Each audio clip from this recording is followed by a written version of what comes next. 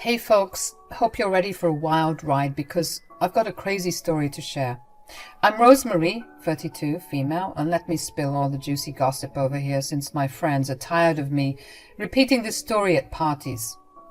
I'm sure by the end of it you'll agree with me when I tell them, how can I not? This shit is crazy. So you've probably heard of those mother-in-laws who are super weird about their sons, right? The women who breed the mama's boys, the ones who can't seem to let them go and almost act as if they're in a relationship with them. Well, imagine that. But instead of it being your mother-in-law, it's your sister-in-law. Crazy, right? Let me set the scene. My husband, Royce, and I met when he and his family were on holiday in my home country, South Africa. They were visiting Table Mountain, and I was there with some of my girls for some good old-fashioned bonding time. At first, I didn't even notice Royce on our trail, but as we returned from the hike and back down to the restaurant to unwind and enjoy ourselves, he started staring at me from across the room. Eventually, he was bold enough to start making his way towards our table just to chat, buying us drinks, you name it, anything to butter us, me, up. My friends were telling me he was super cute and that I should give it a shot, and he was agreeing with them, laying on the charm pretty thick. I was being flattered, of course, and I found his attempts endearing. Eventually, though, when he would spend more than 10 minutes at our table, I noticed that his sister Brooke would come as well, forcing him to get back to their own table. "Hi, ladies. You all look gorgeous." "Oh, thank you. You look beautiful as well." "I'm so sorry about my idiot brother." "Hey!" "He has a knack for embarrassing us. Honestly, we're thinking of not inviting him for the next family event." "Oh, are you saying he normally does this? He's always flirting with random women when he's on vacation." "No!" "Yes." We all started laughing, everyone except Brooke.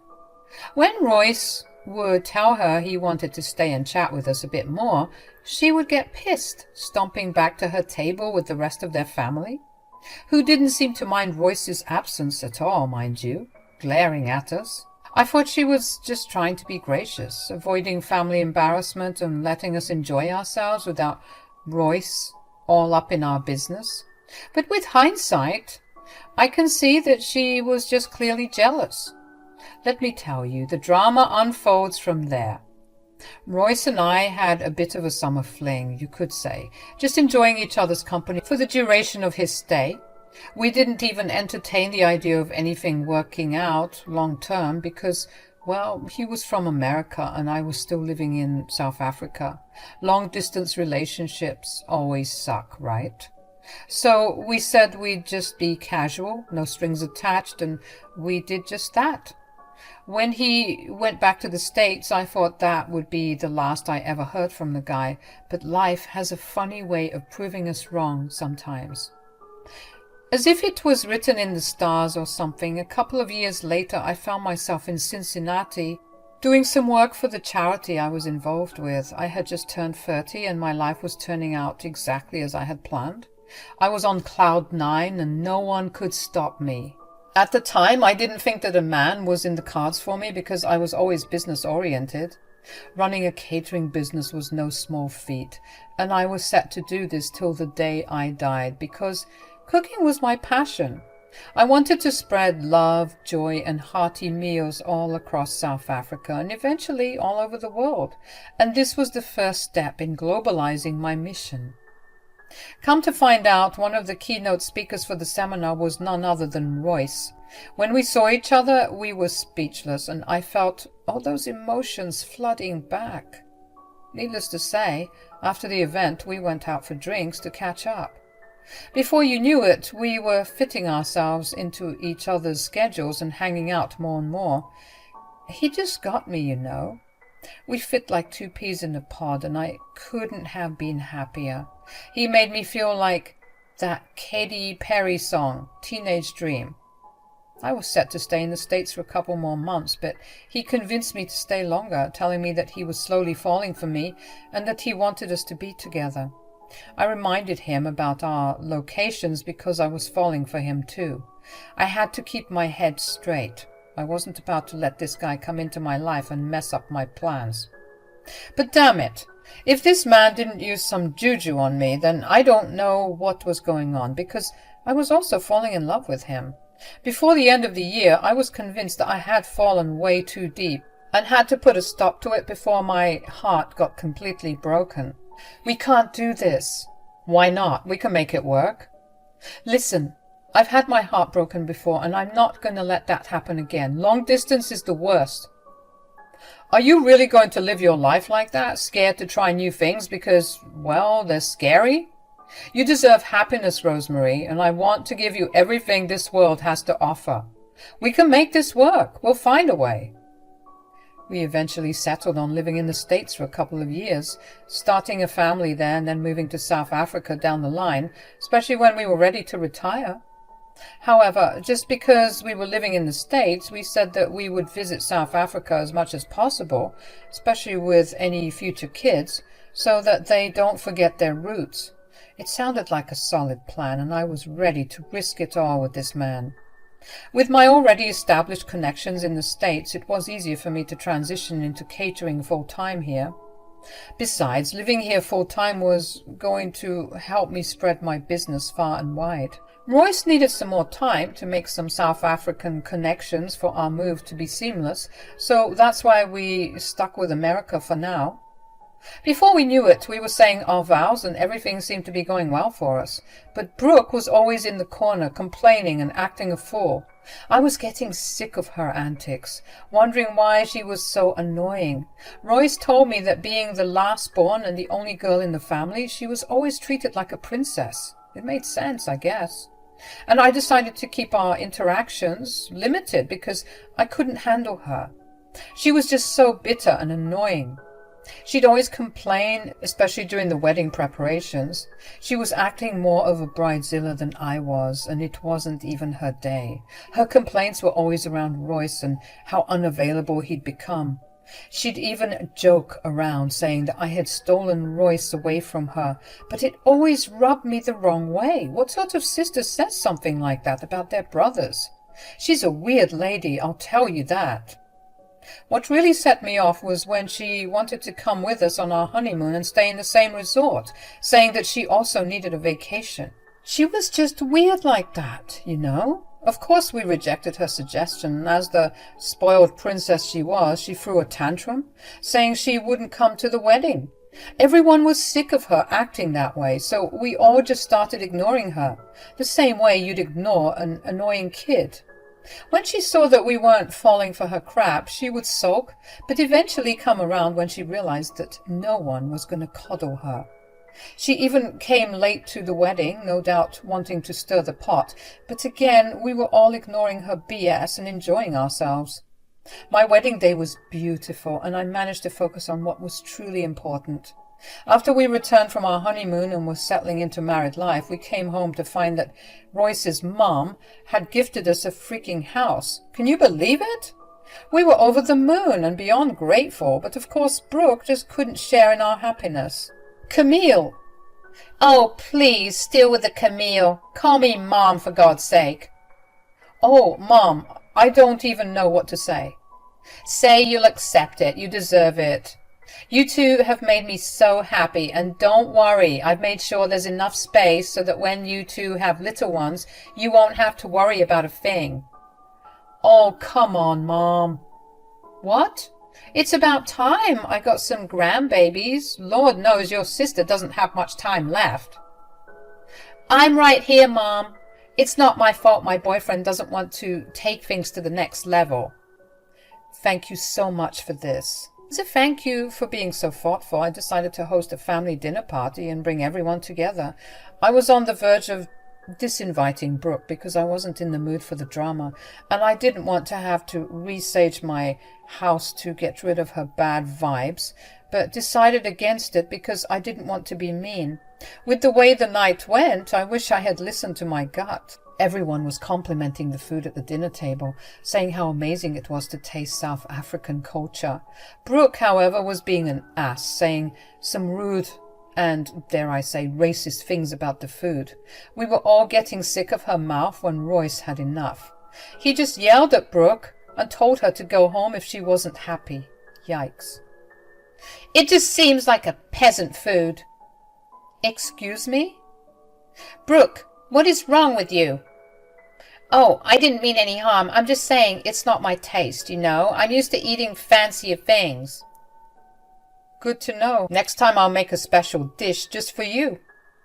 Oh, don't worry. You don't need to do that. I guess I'll just stomach this. Enough. Royce, don't yell. No, Mom, I'm sick of her BS. Why do you always have to act like this? Like what? Like a spoiled brat. It's disgusting. Royce, how could you say that to me? I'm your baby sis. Yeah, you're my baby sister, but you're not a baby. We're like 30 minutes apart, damn it. If you don't like it here, then you can just leave. Really, Royce? You're kicking me out? You can't be serious. I've never been more serious in my life. You will not disrespect my wife. Not in this house, not ever. I don't know what's wrong with your taste buds. This food is so good, and you know it. But if you're not happy, you're more than welcome to leave. Now shut up and let me get back to eating before my chakalaka and pap. For the first time in what seemed like a very long time, Brooke had shut up. My man had read her for filth, and I was living for every moment of it. She shut up and went back to eating, not participating in the conversation. She even went back for seconds. Can you believe the nerve of that girl? The night ended with her awkwardly making up an excuse to leave early, and then she left. Camille told Royce that he had gone too far, but he didn't give a damn, and neither did I. Well, a couple of years had passed, and I was now 32. For the past year, after that dinner party I had been catering for my mother-in-law because she was so impressed with my food. You see, my mother-in-law was known for hosting the best parties in town, inviting all these rich people to invest in her businesses. She had connections everywhere, and she was well respected within the community because of all the charity work she did. She had a very big house, and a lot of people dreamed of being invited to one of those parties just to get a glimpse of her perfect life. She would host 2 big parties in a year, one in the summer and a New Year's party as well. The first time Camille had asked me to cater, everything was perfect. My ego was boosted seeing all the people at the party go back for seconds, even thirds. At the end of the night, Camille came to me and gave me the biggest hug ever, telling me that she was so glad that Royce had married someone so talented. I swear this food is amazing. How do you do it? You keep impressing me every time I taste your cooking. What can I say? I have a great team behind me. They're the real heroes of the night. Oh, there you go, being humble again. Just wait, Missy. You're destined for great things. I didn't think it was that good. Here we go again. Brooke, can we just enjoy ourselves without you bitching and moaning, please? Rosemary's food is literally the best I've ever tasted. This seemed to sting Brooke quite a bit. I thought my cooking was the best you ever tasted. That was before I met Rosemary. Nothing even comes close. Ugh, whatever. I'm leaving. This party is dead. As usual, we would dismiss Brooke's antics and go back to enjoying ourselves. The night ended with Camille telling me she wanted me to host her New Year's party that same year. Of course, I agreed, and everything seemed to be set in a plan. I was upping my reputation as a trustworthy business. My in-laws loved me, except Brooke, but I didn't care. And I was living life with the love of my life on our way to extending our family. Nothing could have been better for me. Just as was promised, I was set to cater my mother-in-law's New Year's party, and I paid extra detail to everything this time around, not wanting to screw anything up and wanting to outdo myself from last time. But the strangest thing happened that night.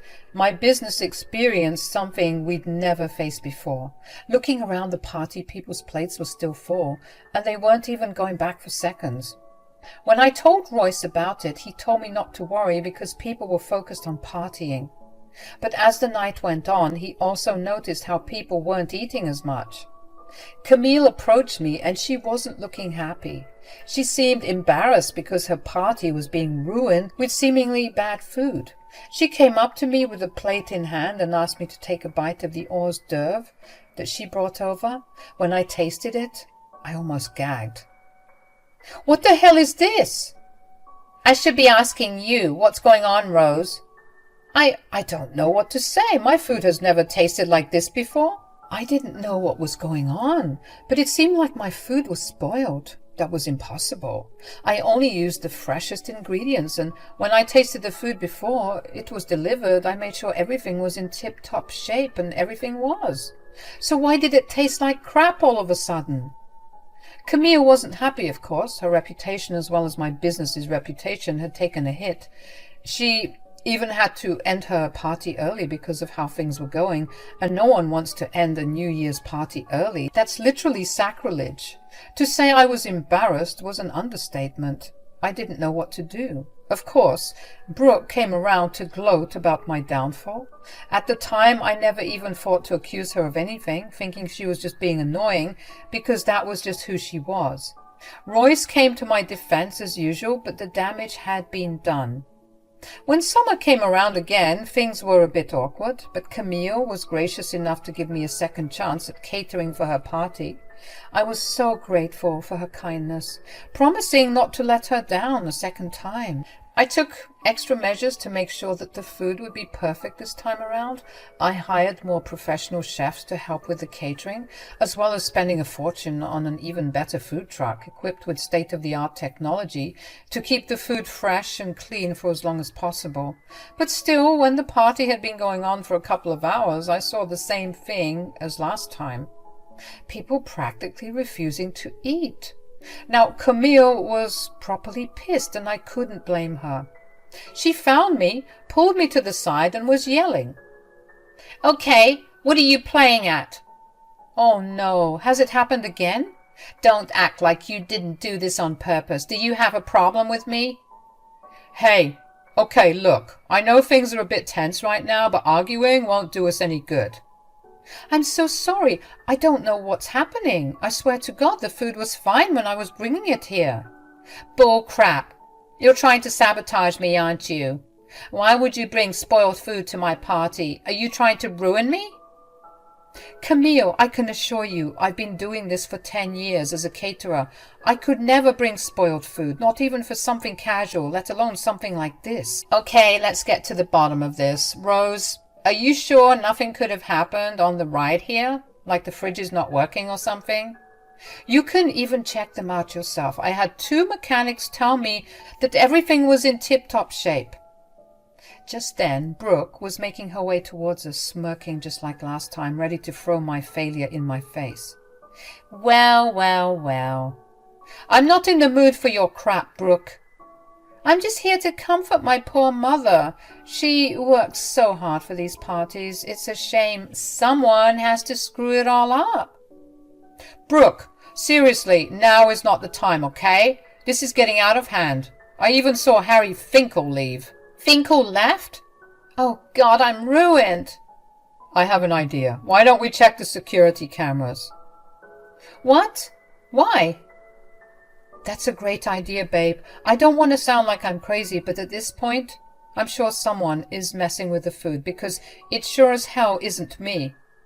"Fine, I guess we have to rule everything out, but I swear to God, Rosemary, if I find out you have done this to ruin me, I'll do it back to you, but 10 times worse." "Camille, if I sabotaged your food, may God strike me where I stand right now." "Let's go check out those cameras. We'll get to the bottom of this." For some reason, all of a sudden, Brooke was trying to get us to stay there and enjoy the crappy party, telling us the party wasn't ruined and that we shouldn't worry about it.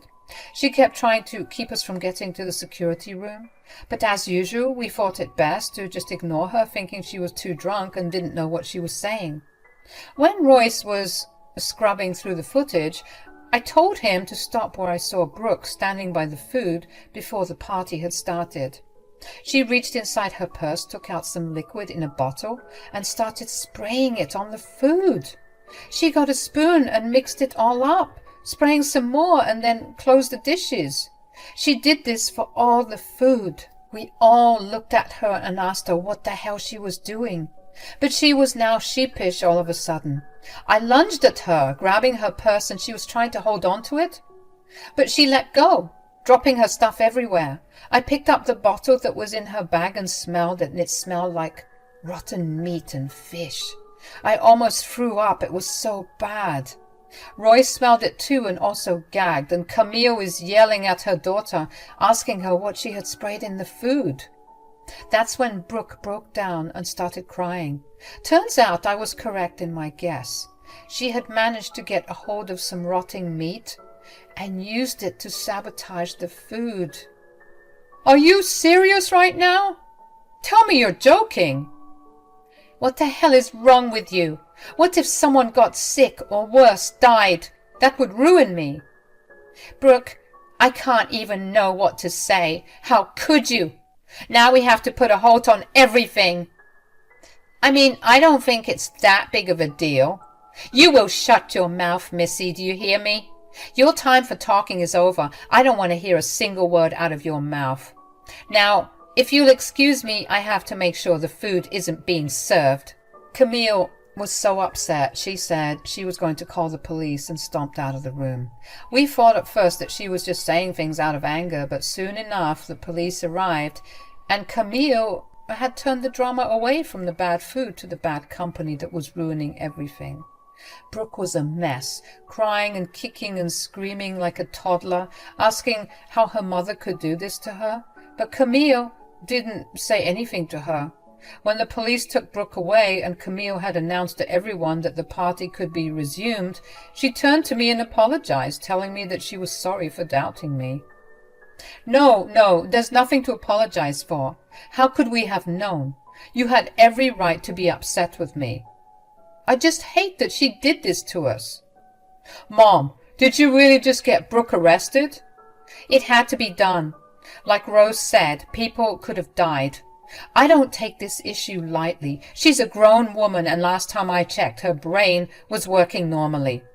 She just chooses to be an awful person, and I'm sick of it. I treated her like the adult she was, so if she thinks she can get away with poisoning people, she should think again. You're right.